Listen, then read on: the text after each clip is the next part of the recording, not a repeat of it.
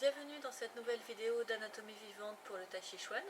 Aujourd'hui on va parler d'un problème qui est assez fréquent, qui est le fait d'avoir une lordose, c'est-à-dire d'être cambré de façon chronique. Et pourquoi est-ce qu'il faudrait essayer d'améliorer ça? C'est qu'en fait ça pose des problèmes en termes d'enracinement, d'équilibre, et puis ça peut aussi vous causer divers soucis dans la vie courante.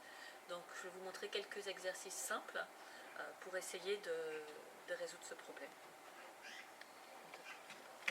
Donc le problème, pour savoir si vous avez une cambrure chronique, il faut venir regarder ici. Donc comme c'est dans votre dos que c'est pas pratique, mettez-vous contre un mur. Si quand vous vous mettez contre un mur, vous avez beaucoup de mal à glisser votre main, c'est que votre bassin est en posture neutre, ou peut-être que vous avez le problème inverse, mais qui est beaucoup plus rare, qui est que le dos est arrondi.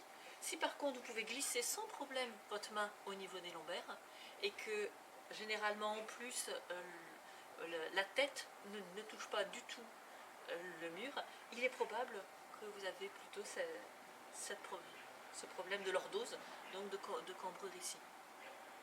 Alors pourquoi est-ce que ça va poser problème, le fait d'avoir le bassin basculé vers l'avant?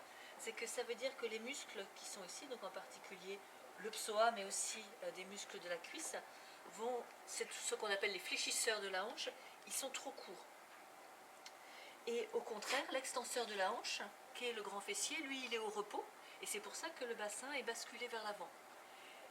Mais le problème, c'est que, du coup, comme le bassin est basculé vers l'avant, ça rallonge toute la zone ventrale, et ça fait que les abdominaux fonctionnent moins bien. Ce qui fait que pour arriver à tenir, on va avoir une tonicité très très forte ici dans le carré des lombes, et aussi dans le psoas, qui essaye de tenir en place cette structure, qui, parce qu'elle est basculée vers l'avant, est plus instable qu'en position neutre.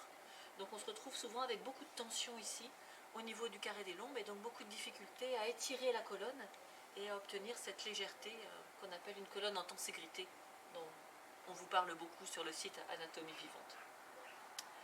Donc on va essayer de résoudre ces problèmes, mais d'abord je vais vous montrer ce qu'il faut arrêter de faire. Donc ce qu'il faut arrêter de faire, c'est essayer d'étirer ce carré des lombes.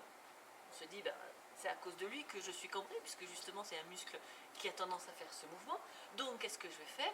Je vais faire des enroulements avant pour les rallonger. Alors si tu fais un enroulement avant, quand on a vraiment le carré des lombes qui est très tendu, regardez ce qui se passe au niveau de ce carré des lombes, et il ne se passe rien. L'étirement il se fait à partir d'ici, à partir de la zone thoracique, mais dans le carré des lombes, il ne se passe pas grand-chose. Et les ischio-jambiers, qui souvent sont déjà hypertoniques quand on a ce genre de problème postural, vont être les seuls à être étirés. Or, ce n'est pas une bonne idée.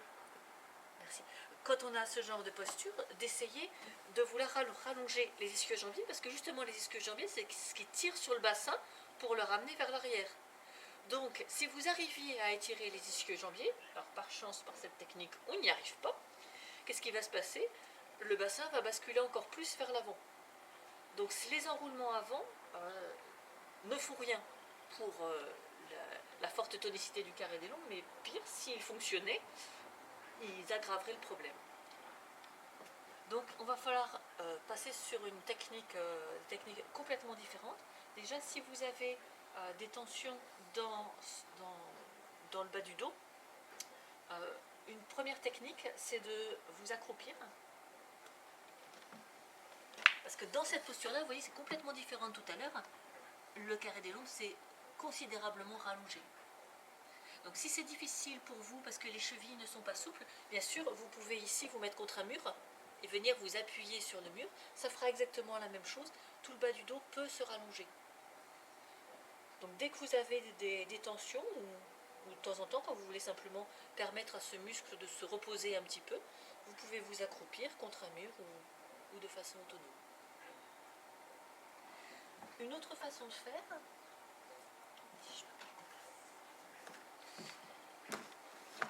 c'est de travailler à genoux. Donc on a vu que l'enroulement avant, quand on a une tension ici, ça ne sert à rien, parce qu'en fait, on ne fait rien. Donc ce qu'on va essayer de faire, c'est d'offrir du soutien aux lombaires pour qu'elles puissent se relâcher. Donc pour ça, on va leur permettre de se poser sur les cuisses, parce qu'elles seront posées sur les cuisses, ces muscles vont pouvoir se relâcher. Donc on va partir dans ce qu'on appelle la position de l'enfant, où vraiment on est complètement étiré en reposant complètement sur les cuisses. Ensuite, la tête reste où elle ne bouge pas. Et si on part d'une position un petit peu plus haute, on essaie de garder la tête où elle est et de reculer progressivement les fesses, de façon à rallonger cette zone. Et comme cette zone est toujours soutenue par vos cuisses, là, il est probable que les lombaires vont accepter davantage la zone lombaire va accepter de s'étirer parce qu'elle est soutenue. Et donc, elle n'a plus à se tenir, se contracter pour tenir comme elle le fait d'habitude.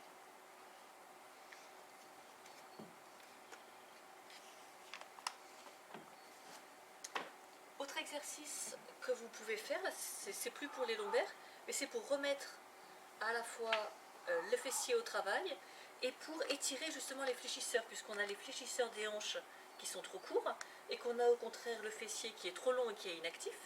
On va faire un exercice qui va permettre à la fois d'étendre la hanche et en même temps d'avoir un fessier plus tonique.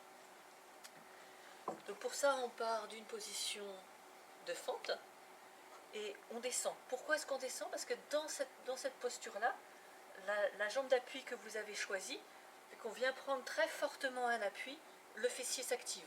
Si ce n'était pas le cas, regardez la vidéo spéciale sur les fessiers pour pouvoir vérifier par vous-même que votre fessier est correctement activé. Et puis on se grandit, donc ça c'est le grand fessier qui nous permet de remonter, et en même temps, ici on va avoir un étirement des fléchisseurs de la hanche qui, au lieu d'être fléchis, deviennent en extension. Et si vous voulez prolonger un peu l'extension, eh bien on va basculer le bassin un petit peu vers l'avant pour qu'il soit encore plus étendu. Mais ne faites pas ça de façon trop forte, hein. L'idée c'est surtout d'apprendre à ce que sur la jambe d'appui le fessier soit actif et que ici les extenseurs des hanches puissent s'étendre. Donc au début vous serez probablement, hein, puisque c'est le problème, avec une antéversion. Et donc si vraiment elle est encore forte, vous pouvez vous obliger en haut à aller vers un petit peu plus de rétroversion, même si elle est un peu forcée, ne serait-ce que pour étirer le psoas. Et puis vous en faites quelques-uns. C'est probablement le fessier qui va lâcher en premier, si vous êtes vraiment totalement en appui sur la jambe avant. Et ensuite on échange. Pareil, on vérifie bien que à chaque fois le fessier est bien actif, qu'il est encore plus actif pour nous permettre de remonter, et que le psoas qui passe ici s'étend. Une façon assez simple de vérifier que les fessiers sont actifs dans cet exercice, c'est de voir si votre genou arrive bien en face du pied. Si ça bouge dans tous les sens, c'est qu'ils ne sont pas au travail. Puis sinon, vous pouvez sentir la tonicité qui augmente quand on descend, parce qu'il freine la descente, et qui réaugmente encore quand on remonte. Et puis ensuite, quand on est sur jambes tendues, là on est au repos. Pas de contraction volontaire. Il faut qu'il s'active spontanément pour la descendre comme pour la monter. De même, pas la peine de faire de la cambrure arrière ou je ne sais quoi. On remonte tout simplement droit. Et comme nous humains, on a déjà la hanche très étendue, rien que cette remontée met la hanche en extension maximum. Donc ça suffit largement.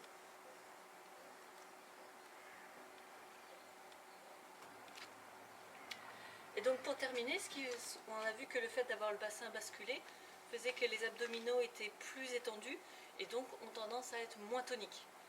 Alors on se dit bien sûr, je vais faire quelques abdos pour renforcer, pour gainer.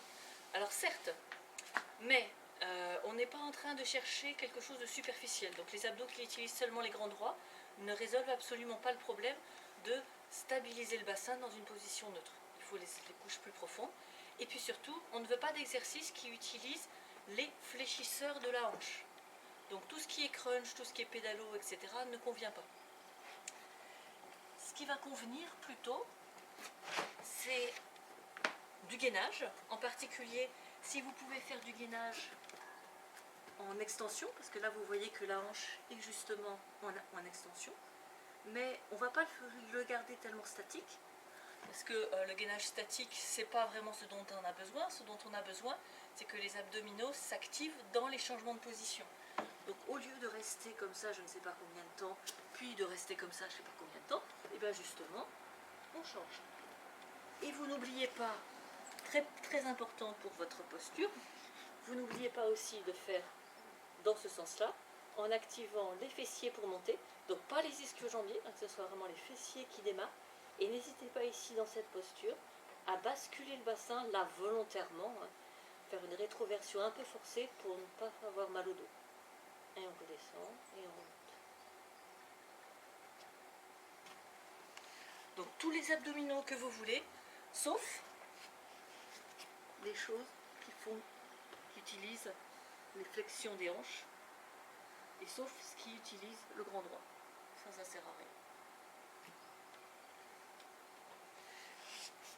Eh bien, j'espère qu'avec tout ça, tout doucement, vous pourrez améliorer vos problèmes de posture, mais sachez qu'un problème de posture, on est sur quelque chose de très fondamental, que vous avez mis en place pendant des dizaines et des dizaines d'années, et donc ça se compte sur plusieurs années.